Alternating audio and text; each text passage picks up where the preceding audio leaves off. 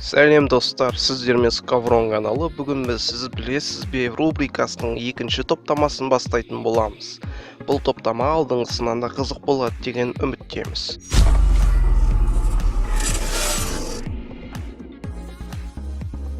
Өздеріңізге жақсы таныс пазл ең бірінші рет 1760 жылы картограф Джон Спилсбуримен ойлап табылған болатын. Алғашында ол ғылыми әдіс ретінде қолданылды, яғни жыртылып қалған карталарды бір-біріне қосу сияқты. Кейіннен бұл кішкентай балдарға қатты ұнағанын байқап, ойыншық пазлдар өмірге келді. Сіз білесіз бе, өмірде әр 2 апта сайын бір тіл өмір сүруін тоқтатады.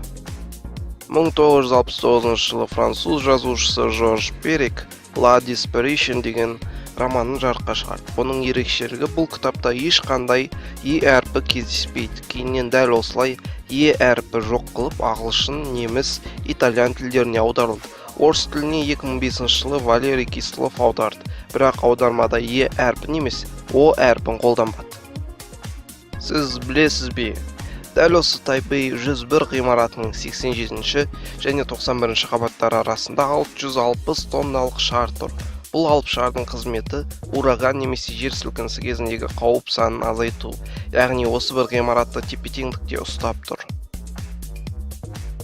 Голливудтың 20-дан астам фильмдерінде Алан Смити есімді режиссердің аты титрде көрсетілген.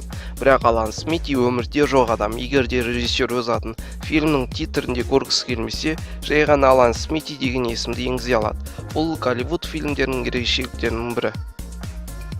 Гавай аралдарында өмір сүретін Terrier Crawlator өрмекшілері өзінің дене тұрқымен ерекше. Өйткені дәл осы өрмекшілердің денесінен кәдімгі смайликтерді байқауға болады. Сіз білесіз бе, алғашында героин балаларға арналған жөтелі дәрісі ретінде қолданылды, бірақ 15 жылдан соң бұл статустан айырылып, дәріханалардан біржолата жойылды. Сіз білесіз бе, өз тіліне аударғанда Астана деген ұғымды білдіретін 2 қала бар.